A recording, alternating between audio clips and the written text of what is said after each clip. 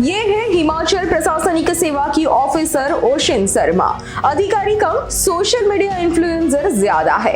ये बात तब पता चली जब इनके सीनियर ऑफिसर ने कामकाज की समीक्षा की।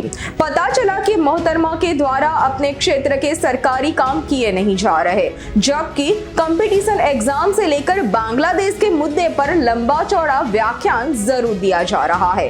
आज हिमाचल सरकार ने ओशिन शर्मा को साइडलाइन करते हुए तहसीलदार पद से हटा दिया है। उन्हें कार्मिक विभाग शिमला में पोस्ट किया गया है।